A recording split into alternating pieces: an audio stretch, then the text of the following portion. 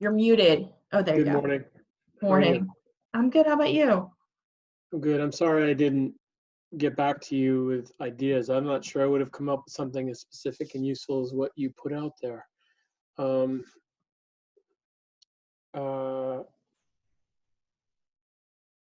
Anyway, I'm looking forward to this. So we're going to get Joe as part of our group today. Sorry, I accidentally. That's great. I spent some time, as I think I told you in a message, I spent some time riding around town looking at the R4 area. That was, I don't know how many people do that, but it was really great to just ride around town and look at all the different streets and all the really cool housing in the R4. Anyway, that was fun.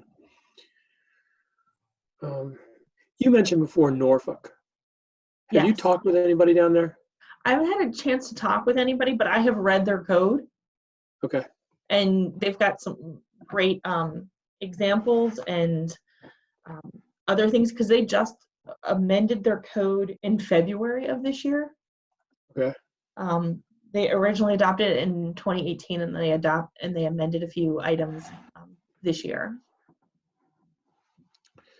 Yeah, because I've been reading up on their resiliency, Office of Resiliency, a lot of the things that they're doing. They've done some really cool things in terms of design charrettes and different ways of engaging different parts of the city. And they seem to be thinking a lot about overlay zones of all sorts. Yeah, we just need to be careful about overlay zones because they get a little weird in the state of Delaware. So I just Why is that? I know in some places they're not permitted, and I think that was just one specific location, but I just want to make sure. It's been a while. Okay. But what they did is they just did, they amended their floodplain, and then they did resiliency. So they don't actually have a sea level rise, which is kind of what we're doing. We're doing a resiliency. Well, I mean, just given what I've read so far, I mean, they've been talking about what this sea level rises committee is doing for 10 years. I mean, they've been talking about it for a long time. I think out of some previous committee that may have had something to do with sea level came a lot of that resiliency work that resulted perhaps in the ordinance that you were just describing. They may not call it sea level rise, but they definitely have been looking at a lot of this. Oh no, they don't call it that way, but they are definitely addressing it. Yeah. Morning, Tom. Morning. I'm not hearing you very well. It may just be that you're trying to be quiet. Okay. Well, That's better. chatting, so are we ready to go? I think we're ready to go.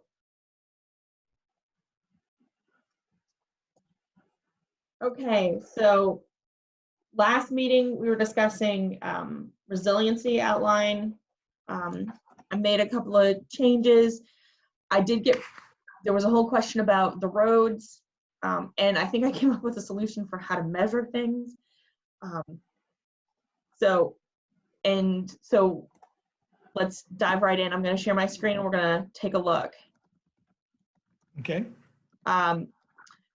So again, critical facilities, roads, I've heard back from a couple of people, some engineers, some others, that building a road up 3 feet, it could be very difficult and really expensive. So I think if we just try to minimize the flood damage, I think that, and ensure the drainage is not adversely impacted, I think we have a path forward for that. I know we had like 100 years out, but the sea level rise actually goes to 2100, which is only 80 years out. So 100 years for the sea level rise, I brought that down to 80 because that's the best information we have. So we're looking at B3 at this point. And then there was the concern about whether that was long enough or the life of the building, whichever is longer. So I added that. And I know we were looking at critical facilities.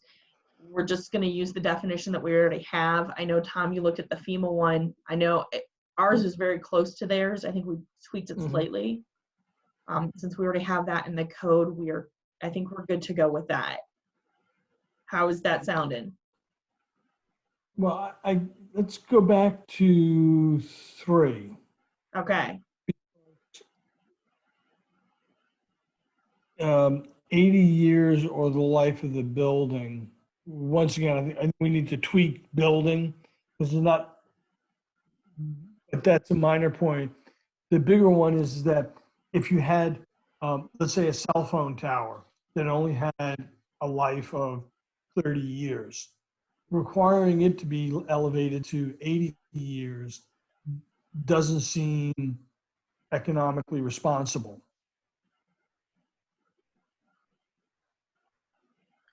So one, those are going to be new construction. Right, but a new cell phone tower. I'm not sure. Give me a second. Let me grab my code. Cell phone towers by FEMA are defined as critical infrastructure. Right, but are they Telecommunication. defined by the city's critical facilities as part of that?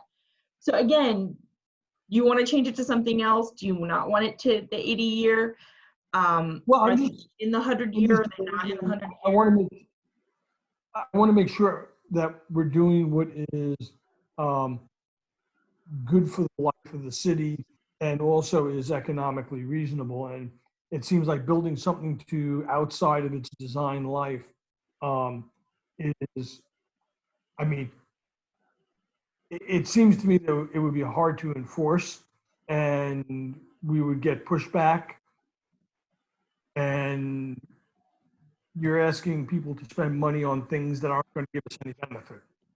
At one point, we talked about, or at least we discussed a table that was out there that looked at, different critical facilities and their ages. Is there a way of incorporating something like that would get at Tom's thing? Cell towers might only have a life expectancy of this, so therefore, here's the number of years. So we did. I think I kind of nixed that because I think it's too difficult to put together a table in a meaningful way because too many different categories, and on top of it, a cell phone tower is not a cell phone tower, is not a cell phone tower. If it's a tower that's only planned on a life of 10 years or 20 years. So I have a completely off the wall idea for it. to think about. What if we just said, if you're in the floodplain or within so many feet of the floodplain, you have to build to this level. If you're outside of it, you're building to this level. Say you're inside, give me just 1 second.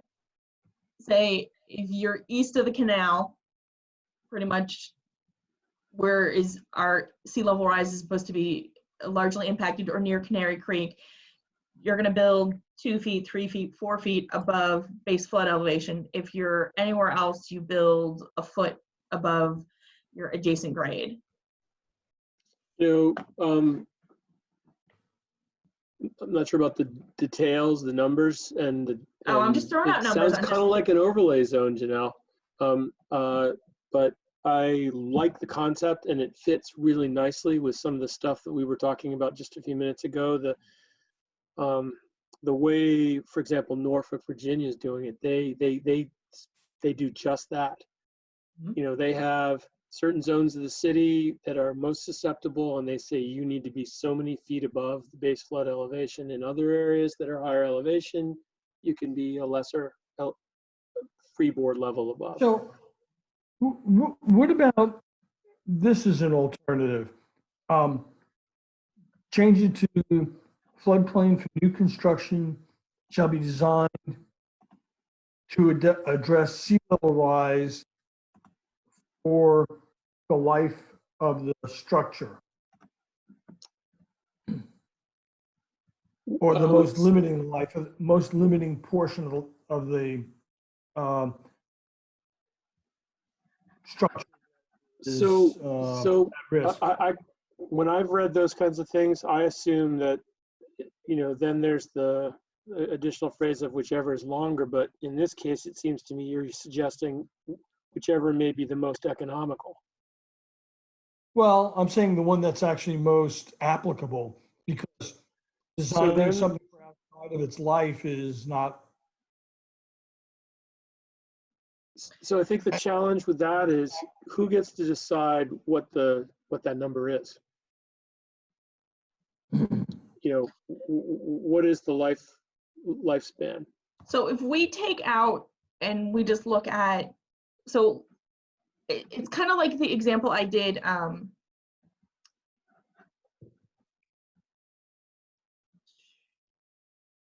Yeah, that's not what I did. Okay, so kind of like what I did in redevelopment.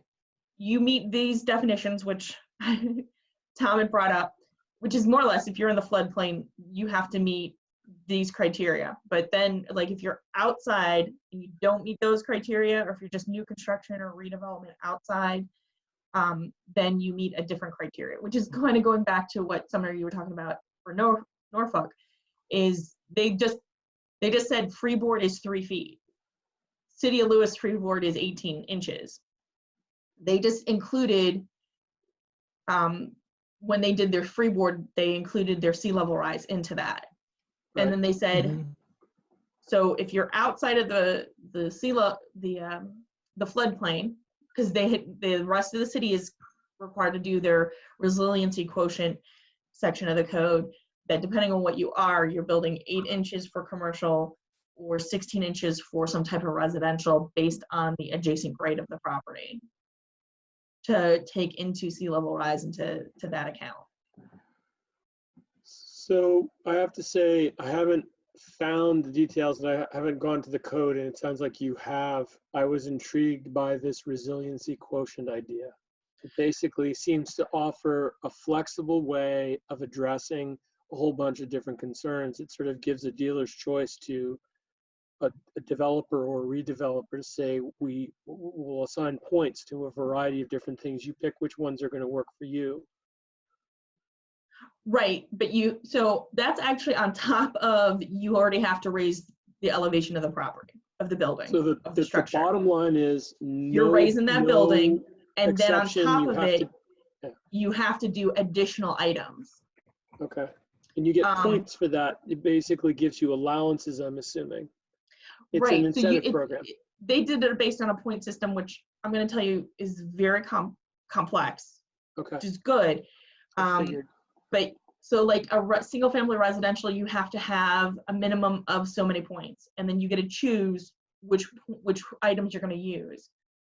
For multifamily, you have so many points depending on a few different things, and then commercial, you have a number of points, and you have to pick certain things to meet that. You have to have a minimum of the number of points, but no matter what, that building is above. Where is it? I actually have it with me. Right. In the different zones, it's different numbers.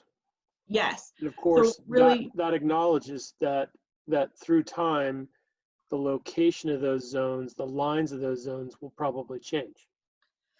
so what it says for single family, and I know it's the same for multifamily, is the lowest habitable floor and all significant electrical and mechanical equipment shall be elevated at 16 inches above the highest existing grade adjacent to the front facade of the structure, unless a greater elevation is required by their floodplain standards.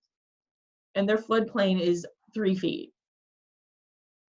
And I think this addresses how to measure, that we've been having a lot of discussion in the last couple of times, is how do we figure it out?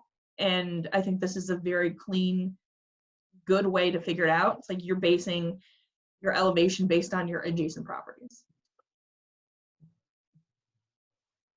So it's a relative thing. This actually, okay, so this complicating factor of the resiliency quotient, and that, we don't have to necessarily get into this in great detail, but although it's complicated, it integrates several different concepts that are currently being discussed in several places. Yes, that's why we have letter C down here. that's the beauty of something like this, is it's trying to connect various goals, objectives of the city into a system that can be embraced by a developer, a builder, a property owner. I didn't attend the last floodplain committee meeting, but I see Joe is on here.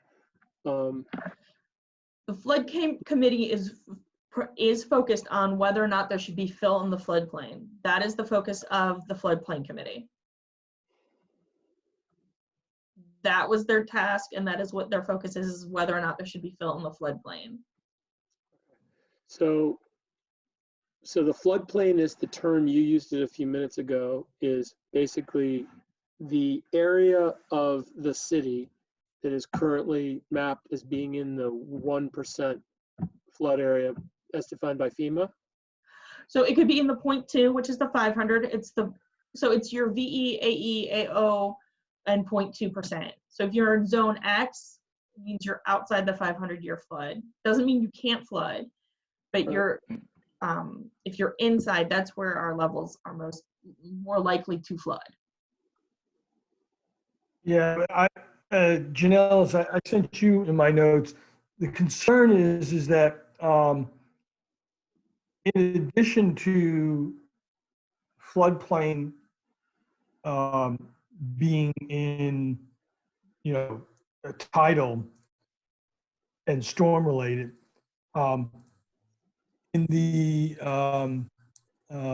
what is it, the which report that I quoted, it talks about ensuring that we protect the flood holding capacity. So we need to focus on sea level rise. Our concern is sea level rise. And I don't want to go where I completely understand the storm surges is important, and how the land functions and work is also important. But today I need us to focus on sea level rise, and I think we can address some of that about some storm surge. So if you don't think 3 feet is, and I'm just throwing out numbers, nobody hold me to these. So if we think 3 feet is not enough, and we think you're in the VE zone, you need 4 feet, we can say, okay, your freeboard is 4 feet to address some additional potential storm surge or something like that. And Janelle, I appreciate trying to keep us on focus. However, this is where Sumner had kept on going back to, is neither, or the floodplain group, the buffers group, or us are discussing this critical issue which impacts all 3 groups. Now, I've got in the parking lot, but none of these ordinances really solve or even address the key issues if we leave something as critical as that out of them. And I recognize we're doing sea level rise, but if we're not going to handle that, then the floodplain group needs to make sure that they're addressing it in their portion of the ordinance. Again, the only thing floodplain was looking at is whether or not there should be fill in the floodplain. That is what council tasked them to do. Then we need a 4th subcommittee. Actually, these committees weren't ordered by the council. They were things that that I think Drew laid out as things that we need to do. I don't remember the council saying. These were things that I think the planning commission realized it needed to further investigate. I didn't see them as being quite so specific, and I realized that we need to sort of make progress and get somewhere and not spend too much time waving our arms around. I'm definitely prone to that, but I guess I'd have to ask is, what's the point of talking about sea level rise if we're not sort of thinking about these things that Tom's bringing up, these things that, so what about sea level rise? So if this committee is just about pinning a number for a particular time of year, then we got that figured out the very first day. We said, we're going to tie ourselves to the sea level rise technical committee. We're not going to try to come up with a different set of numbers. We don't need to come up with a different set of numbers. We've got that. But as soon as we start saying, so what are we going to do with those numbers? Then I think we need to look across the realm that the our ordinances manage that where sea level rise will impact, you know. I completely floodplain agree. issues. The floodplain fill was a request for council.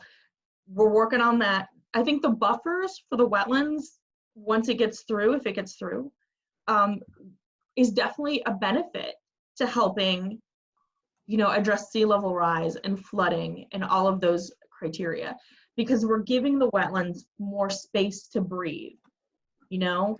So if we've got wetlands and we give them a buffer and we have certain things that are allowed and not allowed in the buffer, that's helping sea level rise. It's helping the hydrology. It's helping all of that that's going on. So they are interconnecting. You know how I feel about this. The current configuration of the wetland buffer ordinance as it's set up doesn't do anything for sea level rise. It's not about sea level rise. It's just saying we'll go out so many feet horizontally in the two-dimensional, you know, direction. It may or may not accommodate sea level rise. It doesn't reference sea level rise, and it's wrong of us to treat it that way. Until we tie some of the things that we're talking about here into that wetland buffer discussion, it's nothing more than a simple number of feet in the horizontal direction. And so some places where the slope is steep, that'll be fine. In other places, it won't be. So what I think, and this is where I see the big picture as the planner, is we've got a wetlands buffer that's protecting more land around where we have water coming in and out, wetlands, or a place where water can easily be absorbed, do good things for the environment, the wetlands.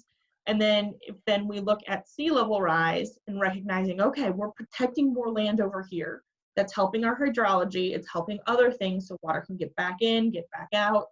And then we're also looking at, okay, should we really be building this far off the ground, or should we be building this far off the ground? So we've given that water a little bit more area to grow. So they do connect. The fact that they don't reference each other, that's okay, because the big picture, they're all working together. And I understand, and one more time, and then we'll put this to bed and we'll move on. But they don't have to be in the same spot, and they all can work independently. However, I've listened in on the floodplain and the buffer and hours, and no addressing the flood holding capacity. Matter of fact, it was completely nixed at the last floodplain meeting to address that. And frankly, it was also the floodplain was being defined as tidal floodplain for fill. And when you go back to these reports we paid good money to have done, they talked about flood holding. And flood holding is a totally different animal. It includes floodplain, but it includes uplands that are outside of the floodplain that retain water and release it slowly. it's not the floodway. I actually have some ideas on that as well. Yeah. Okay. So, and How do we again, get it all wouldn't that fall done? into this section of code. Well, it could, about looking at, because you're talking about holding of water, looking at the lot coverage, the impervious surface area, because if there's more pervious surface, there's more land to absorb water and hold water. Yeah. Right now, we have 65% lot coverage, 50 of it can be the structure. So I'm just throwing this out here about adding something to the section of code that says your lot coverage is coming down. You know, That I've will been help thinking, the water quality, the water storage. It'll help with other things. And that honestly might fall into the resiliency section, because I think that, I honestly know that's actually one of the mitigation things that came out of multiple reports that the hazard mitigation team is going to be working on. So I'm Right, just I going mean, to put that in And the, that's one of the Put that in your comments I head. made. keep a hold of it because it's in my head to see how can we And like that's one of the go. That's one of the comments I made, Janelle, was, you know, we need to tie in the KCI report, which adds best management practices and addresses, you know, to address part of the permeability issue.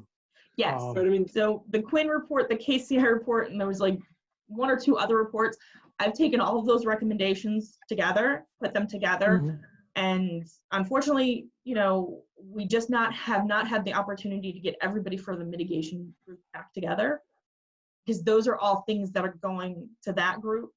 And I think that a lot of those, like the resiliency quotient out of Norfolk, I think a lot of those could fall under C in the resiliency items. That it's like, hey, you're in this section of code, we want you to do rain barrels or rain gardens, or, you know, reduce the lot coverage, or, you know, do other things, which I think will help. It's funny, this morning, you and I must have been thinking alike. I've been thinking about the same thing about the lot coverage, but of course the other way to do that is to require the use of more pervious paving, you know, rather than always assuming that we're going to have impermeable paving and then we're going to reduce the lot size. You know, it should be a function of how much water are we infiltrating. Again, this offers the flexibility. I mean, I'm sure are things we'd have to work out about the long-term effectiveness of pervious paving, but if the goal is infiltration, if the goal is or water storage and water retention, you know, it's a matter of how we do it. There might be multiple ways of achieving a given goal. We shouldn't be too specific saying it always has to be this way and it always has to be that way. Well, and I think in sea level rise, you also want to give it more space to move. Yes, absolutely. And that's why I keep harping on the flood, on the wetland buffers. To me, we need to acknowledge that as the sea level rises, these wetlands need to move. And unless we've provided for their ability to move inland as the water level comes up, we're killing them. We're guaranteeing their end. And so that's why I keep bringing this up. And in sea level rise, you know, we have the ability to examine as the water comes up, what's affected where and how. You know, whether this committee is charged with that at this moment, whether that becomes something in resiliency or some further letter to be added below C here, I just think it's important that we think about the logical outcomes, impacts, consequences of these water levels through time as they find their way around the city. I mean, we can look at that and anticipate the problems that we're going to have. I don't think we need to stay strictly in the abstract of, you know, we're going to do things the way ordinances are laid out now. We have the... Again, that's why ordinances are, I always refer to the zoning code as a living, breathing thing. So it should always be looked at and updated. And that's why this one is written, so it's flexible. So a couple of questions to get us back on track. What do we think about going to the more of a Norfolk, other towns, about just saying if you're in the floodplain or within so many feet, you've got a free board of this. If you're other locations, you've got your elevation is another number. Well, I mean, aren't we effectively doing that now? Like in the building code right now, don't we have the 18 inches? Is that across the entire city, or is it just in certain areas of the city? It's just freeboard is only for floodplain. Okay. Yeah. And it's only 18 inches. The thing that struck me in looking through some of the Norfolk materials was even in X, even in zone X, it says 18 inches or whatever it was above your adjacent facade of the adjacent property. I've got to step away for a second. I'll be right back.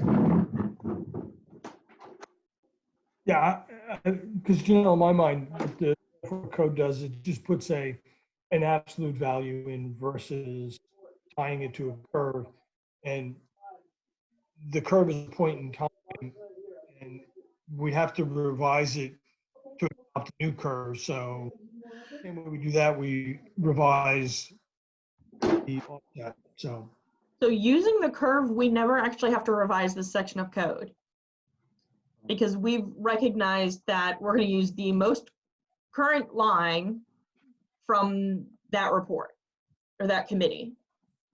Wouldn't So the that would city change over council- time. wouldn't So the as city that council have code to- changes, we don't have to change the code. City council wouldn't have to accept the new update. We could just tie it. No, because that's what that line is. So in under B, the capitalized B, so sea level rise projection, the Mhm. use of the current intermediate sea level rise line from the most recent report from the Delaware Sea Level Rise Technical Committee. Okay. So when that changes, that's I'm the not line sure- you use.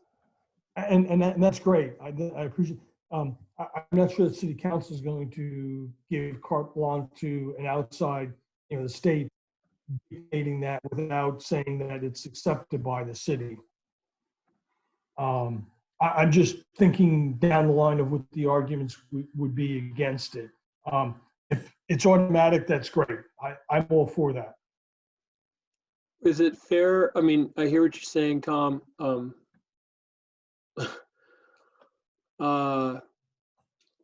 Somehow we all need to be acknowledging the best available information put together by the most appropriate, most, what's the word I'm looking for?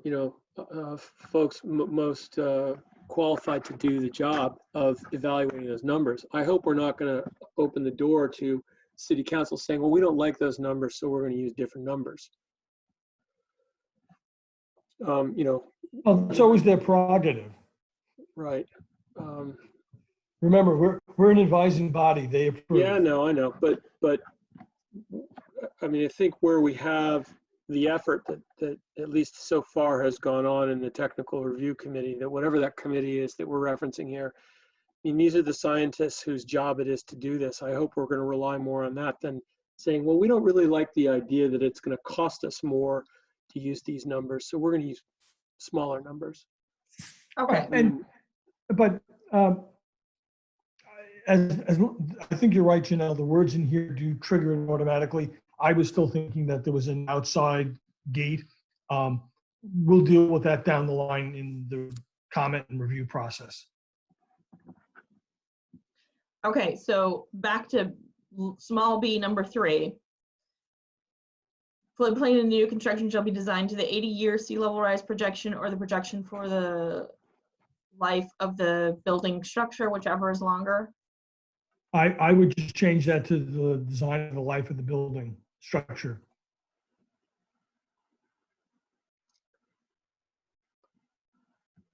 Again, who gets to decide whose design life number is the one that we use? Well, I mean, frankly, when you design something, whether it's a wastewater treatment plant or anything, there is in the specification an assumed design life.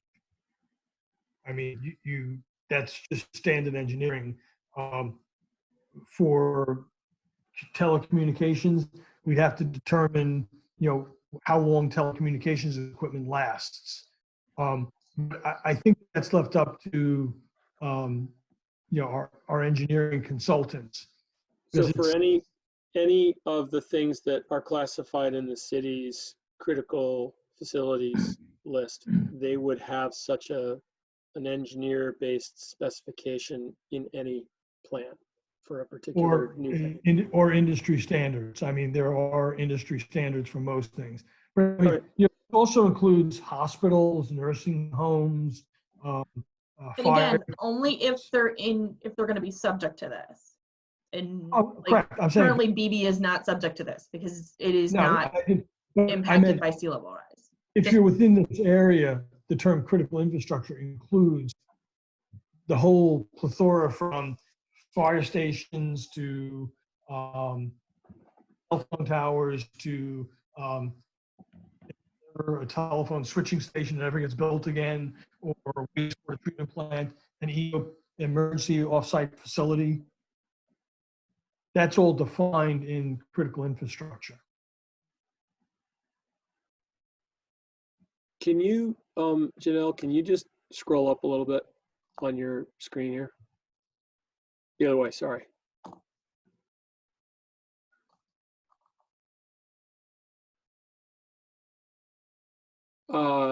You just said something about how BB wouldn't be eligible, but I don't see how that's the case. It's just so it's just based on the reference of the floodplain area language in B3. It doesn't say critical facilities. Like 1 and 2 don't refer specifically to a flood area. 3 mentions the floodplain. So we can put, See what I'm saying? yeah, I can fix that.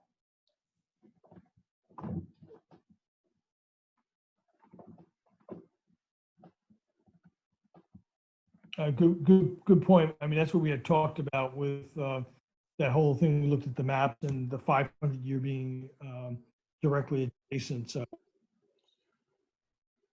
I mean, if the idea is that all of this stuff pertains to some portion of the city that's classified by the most recent FEMA analysis as being in one of those flood classes, VE, AE, whatever else it was that you said, everything but X, then we need to maybe have that front loaded in this somewhere. I'll work on that. Yeah. Which actually brings me back to what we were kind of discussing earlier is, and again, the Norfolk example that Sumner asked me to look at and I looked at, is they said, okay, you're doing this in the floodplain, but everything else outside the floodplain, you're going to build up. Do we want to worry about things outside the floodplain regarding sea level rise? Right. So this is where I got sidetracked. Somebody just showed up at my door and there wasn't anybody to answer the door. Zone in Norfolk, Zone X, they acknowledge that it may not currently be in the floodplain, but they still want there to be some freeboard even there because they're anticipating that at some point in the future there will be flooding. So, you know, it's not that there will never be flooding, it's just a lower probability right now. yeah, and that, but remember that was the big discussion we had because my concern was, are there areas that would be adjacent to that will become part of? And Janelle pulled up the maps that showed that the upland areas you know, are relatively small around the prongs of Canary Creek. So it kind of put my mind to ease, at least for right now. Now, in the coming years, it may change, but for right now, I think it gets us most of the way there. So Without creating that utterly complex and requires an additional set of maps. okay, so Janelle, because I'm still really new to this process here, Lewis,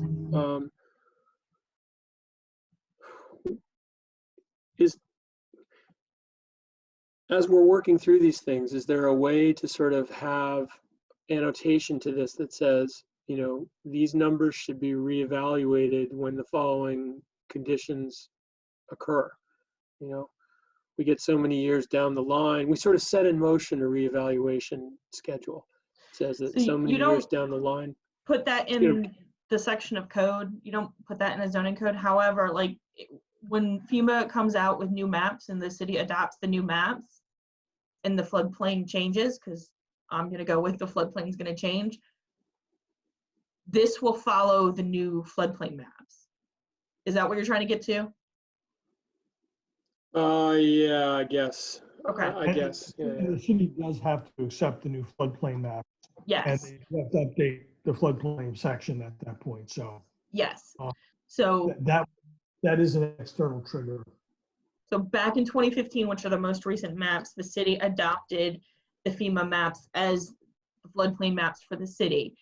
Other than that, they were going back to, and sometimes not all the maps get updated. Sometimes it's, you know, it's, I think because some parts are still a little bit older.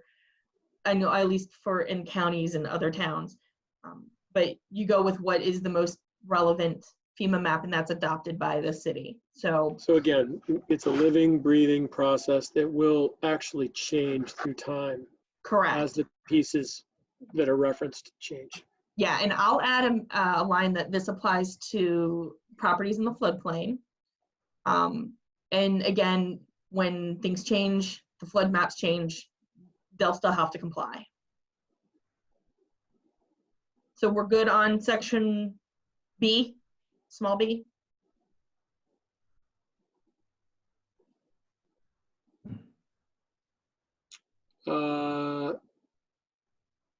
I think so. So I'm not sure where we've left B3 with the 80-year versus the thing that Tom was saying, the design life.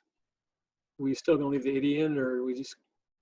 Or do we just want to Zach, get are you rid of cool with that, whichever Tom, is leaving the 80 longer? in? All right, that's good. It's fine with me. Okay.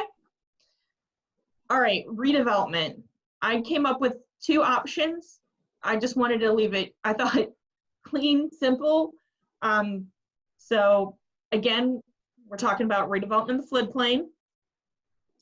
Because right now we've just, consensus is this section of code, anything in the floodplain. So any redevelopment that's consistent with the definition of substantial damage or substantial improvement, which is defined in the floodplain section of the code, shall comply with the 50-year sea level rise projection. Or do you just want to change the freeboard to a number of feet? Because right now freeboard is 18 inches. Where'd the numbers come from? How'd you get the 50 and the 2 feet? I just pulled them out of the air because Okay. again, all numbers are just for discussion purposes. Yep. Good. 50 gets us to 2070, which was about 1.5 feet of, I think it was about 1.5 feet based on the intermediate level projection. Or if you didn't want to use the line and just go, okay, you got 2 feet, 3 feet, 4 feet of freeboard. We've been bouncing along here, and I'm sorry, I'm just suddenly noticing Joe's been putting a lot of comments in here. Yeah, Joe's got Any a of comment these? about the value of the property. You know, and again, we're talking about, we don't get into the values of properties. Okay. We Okay. have no control over that. Right. And again, think of this in the long time. Odds are, if we get, if it ever happens, we get a horrible storm, properties are going to have to be redeveloped and have to come into code compliance. And I think eventually over the life of properties, they'll all end up coming into compliance with the code at some point. So I want to raise something that Mark Harris brought up the first time I witnessed a discussion about sea level rise, and we talked about resiliency and adaptation. The idea was, you know, given this area, as you referred to, east of the city, across the canal, and looking at it right now, you know, will there be a time, should we be anticipating a time when it's going to get prohibitively difficult to build new buildings over there? Are we just going to assume that we're just going to keep putting them up on higher elevations indefinitely? And the reason I bring this up is in reading through some of the stuff in Norfolk, you know, there's an acknowledgement that there are parts of an area that are going to become so flood prone that we ultimately want to somehow disincentivize people rebuilding in those areas. And I realize that's a politically almost impossible question, but I just feel compelled to throw it out there when we're talking about redevelopment. Well, this falls into the forced retreat area. Right. And it's something that was discussed several years ago back on the mitigation task force. And frankly, I've always been pushing that it's something you want to plan for in advance and not wait until Sandy hits and wipes out Long Beach Island or whatever it is to try to decide. But I think it's outside of the zoning code and it's more of disaster preparedness and what you do after an event. Well, Okay, so, It's just one more thing. And in the last disaster preparedness drill, which was, I guess, like a year and a half ago, one of the things that was pointed out in the drill was that the city is very well, city and BPW are very well prepared during, pre and during the event. It was not very well prepared after the event. You know, where you're going to do debris stockpile, how you're going to allow reentry, how you're going to recover. So I know that there's been some things been worked on there, but not as far as forced retreat. okay. So- So I guess the reason I asked this question is, I mean, we are a subcommittee of the Lewis Planning Commission, not the Lewis Zoning Commission. So I'm hoping that we're willing to at least entertain things besides zoning. So what I think you're Yes. looking at, Sumner, and I've seen it in zoning codes that say if you are a flood prone property and you've been flooded 2 to 3 times in the last couple of years, you're not allowed to rebuild anymore. Right. There are codes that state that. That is something, if you want to do, you could do. Again, all of this is going to get run through the attorney to make sure we're on good legal standing. Right. But that is something you could do. You know, and that's, you know, because most likely there will be some points of this state that, based on sea level rise and storms, you know, are going to have difficulty rebuilding. Right.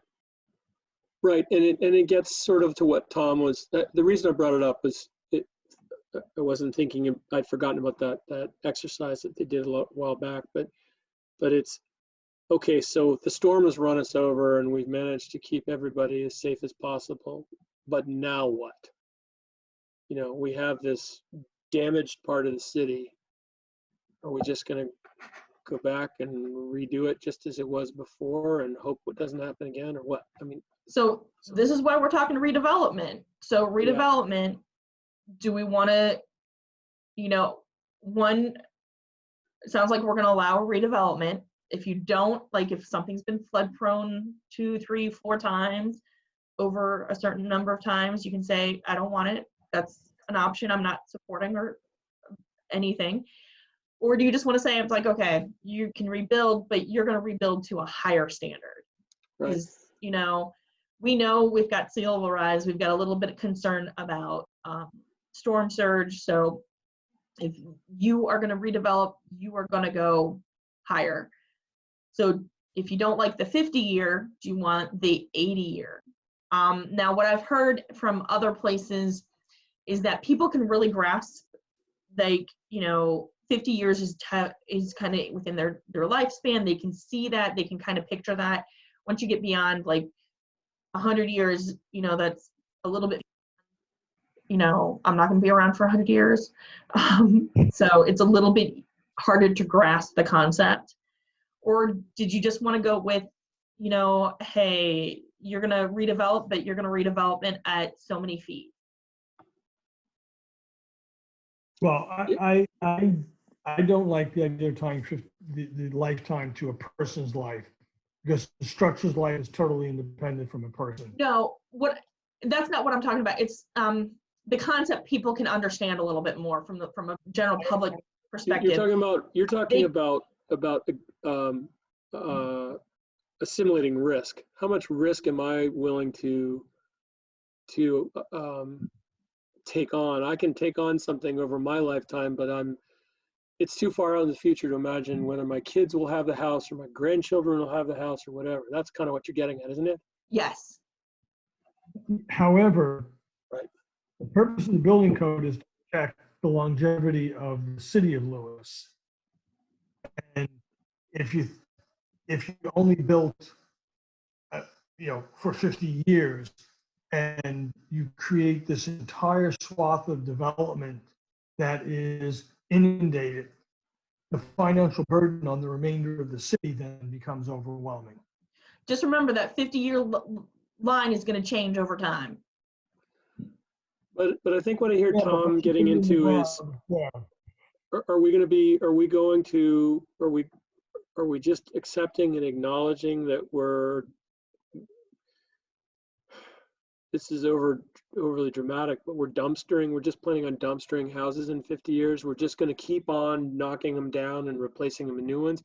One of the things that makes this city so special, I said at the very beginning of the call, Janelle, I had the opportunity to drive or ride around on my bike for a half day, 2/3 of a day, riding around the R4, looking at all the amazing housing stock in the city. Most of that housing stock is quite a bit older than 50 years. Agreed. So we need to hope and hopefully help people work to build houses for more than just what they can imagine they would. Okay, so right now, the longest we project out is 2100, which is 80 years. Do you want to use the 80-year sea level rise that we're building houses for 80 years from now? Because I won't, and I'm not disagreeing with you. I'm just, the back of my head has got, people going, well, I won't own the house in the next 20 years, 30 years. Why do I care about the next 80 years? I just, something a little bit relatable. If you want to put 80 years, which is again, the farthest we can project out, I'm okay with that. What is the elevation increase at the end of the curve? So at 2080, we're at 1 meter, which is 3.2 feet.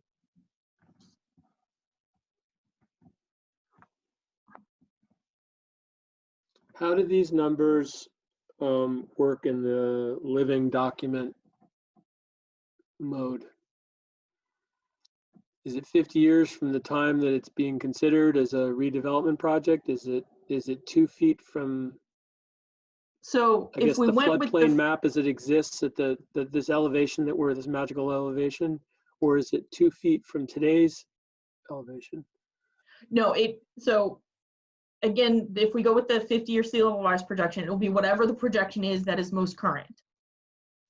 So if we're saying today I think it's 0.99 meters, so a little over 3 feet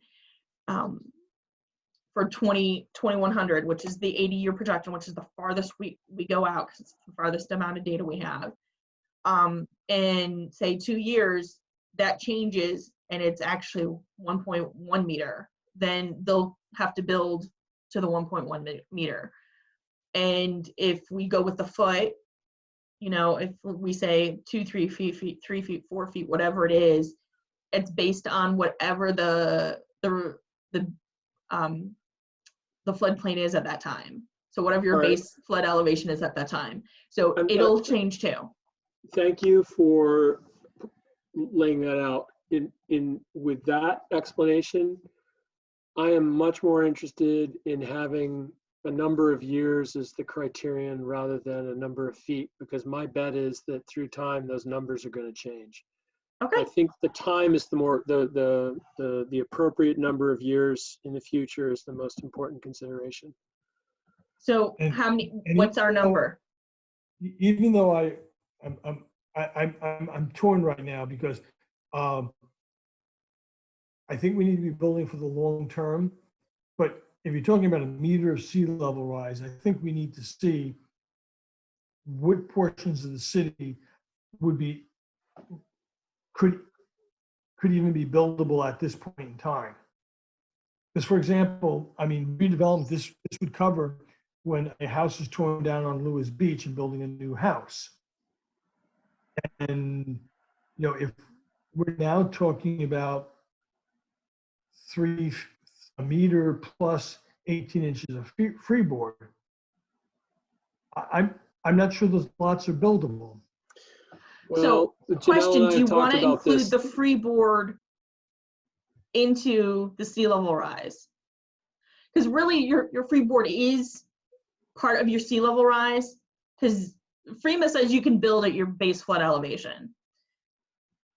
The city just adopted and said, no, we want you 18 inches. So it's not I'm building base flood 18 inches sea level rise, it's base flood sea level rise that includes that 18 inches. So you're not going.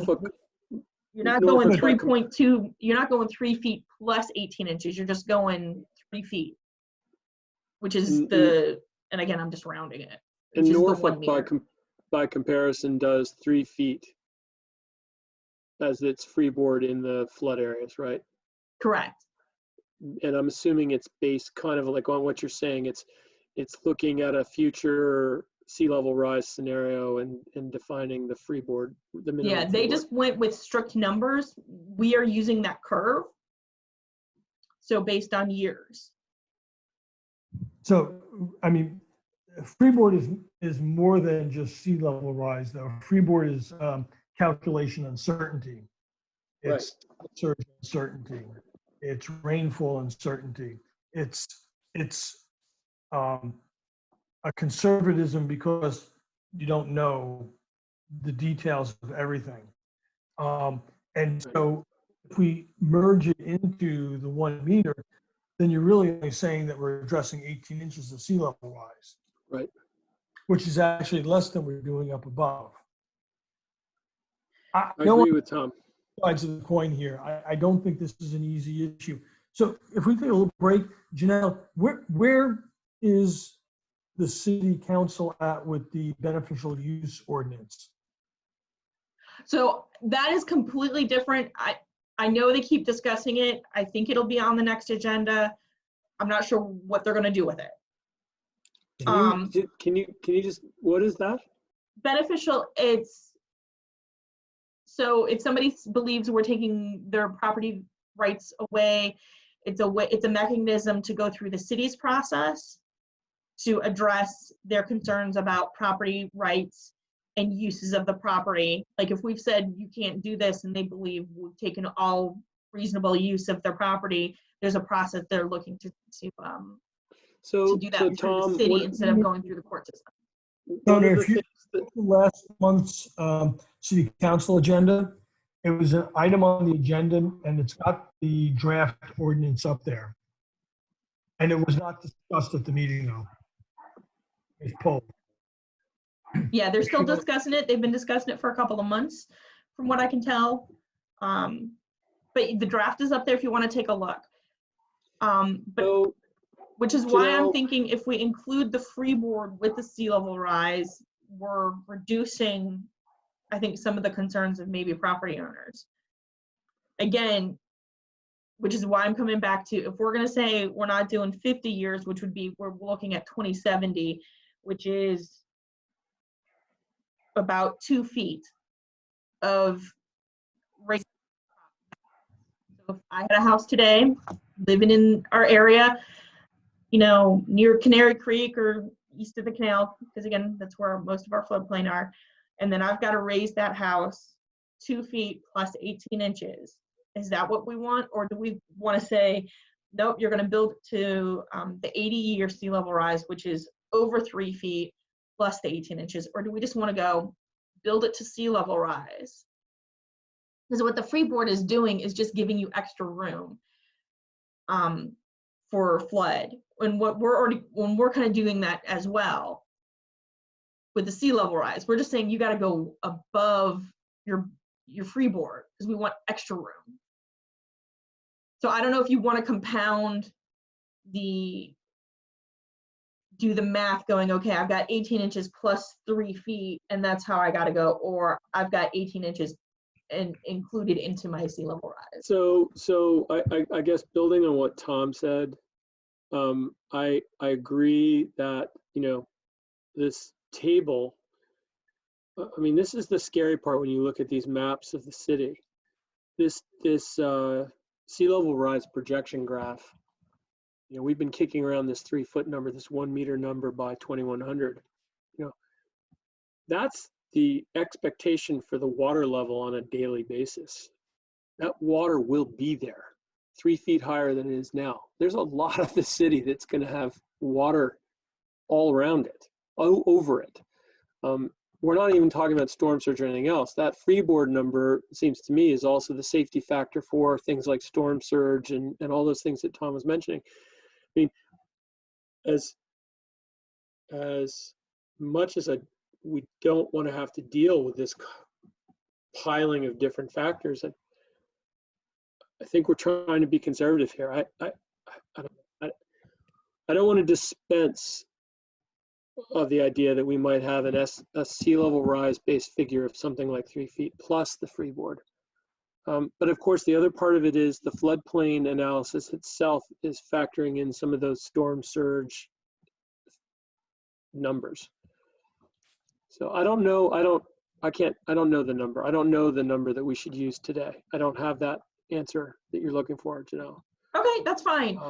I think that's a good homework assignment, is to figure out, do we want to include freeboard into the sea level rise calculation, or do we want to, and what number do we want to look at? Because I'm going to tell you 50 years is, we're looking at the year 2070, and we're around a little over 0.6 meters.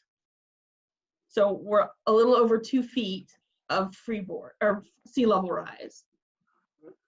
And if we're using the 80 year, we're at pretty much a meter because it's 0.99. So we're looking at a little over 3 feet for sea level rise.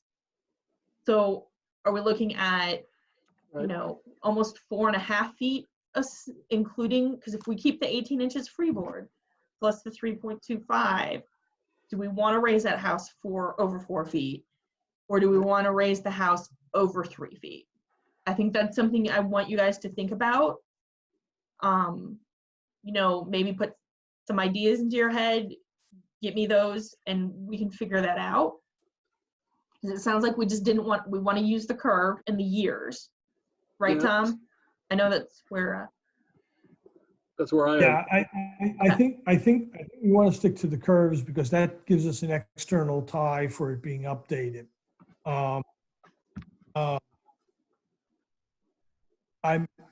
I'm really torn.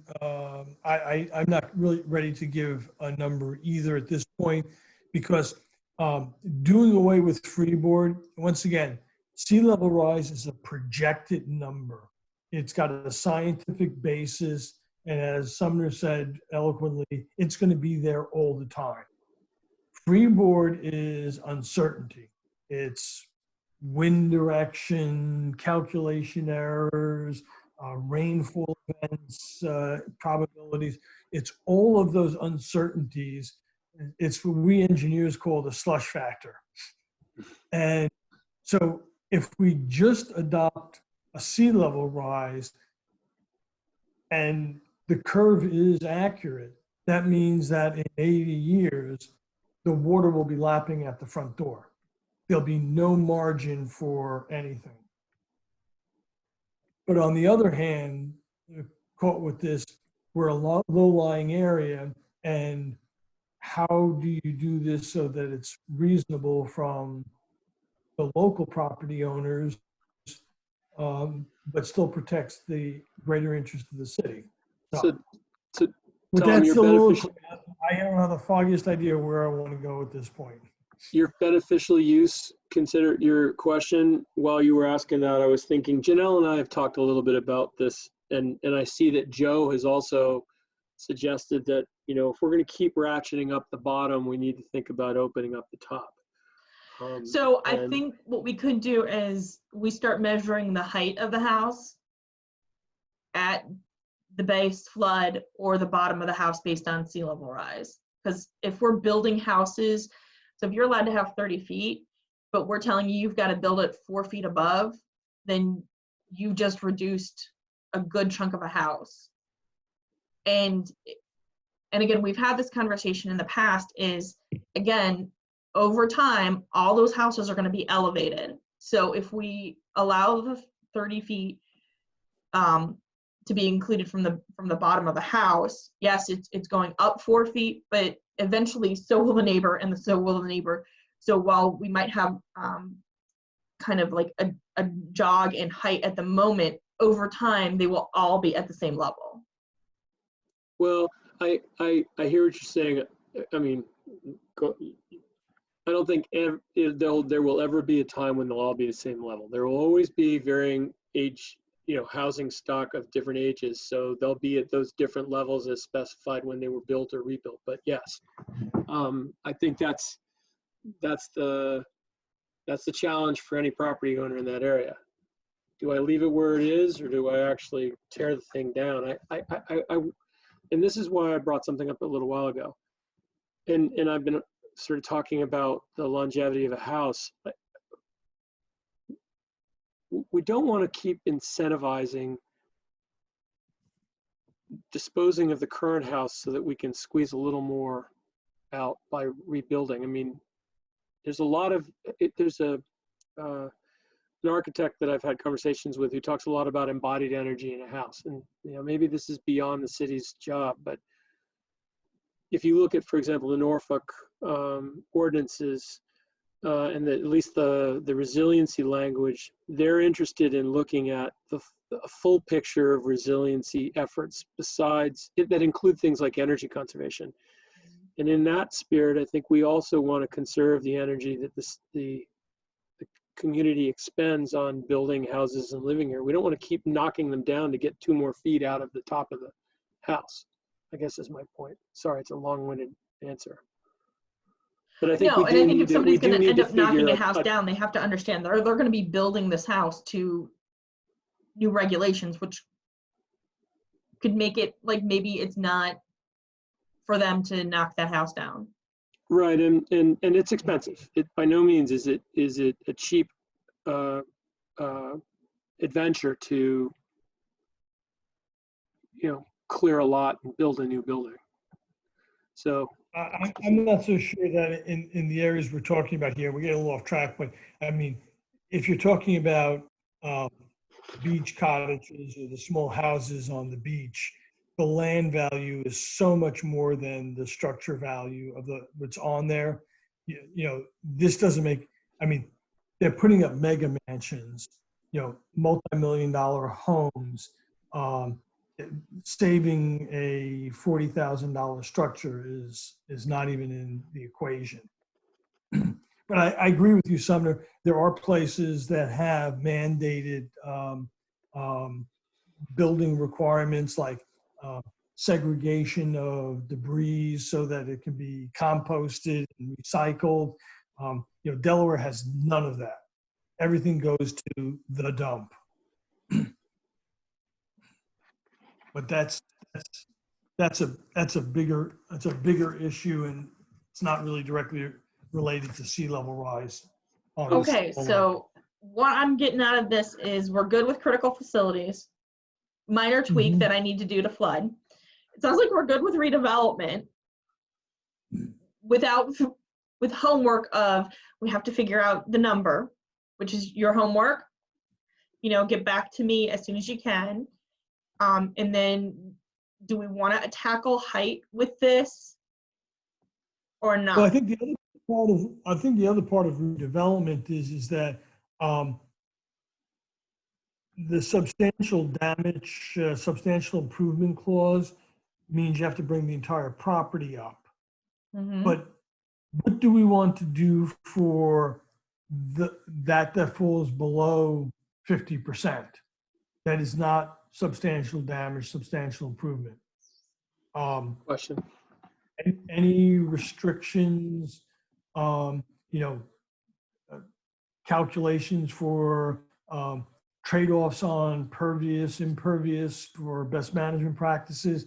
I think those areas need to be included in here also. I agree. I agree with that. I don't know what those details should be, but I think that's an important consideration. Okay, so homework number 2, concepts. And again, remember, I think some of those are going to fall into the resiliency, like the impervious surface, rain barrels, rain gardens. I know I keep harping on those. There's a ton of other concepts that I think will fall up into the resiliency category. I think that'll be like some of the items that are in the resiliency quotient requirements for Norfolk. Sumner, I think some of that's going to fall under there, and I think we could just make those apply to like everything. So not just redevelopment, but also new development. Yep. So if we take that and put them there, but I'll put some ideas together, but I want you guys to put some ideas together. We'll determine if we want to look at height here, and then year. The year is really important. and whether or not we're including a freeboard with the sea level rise projection.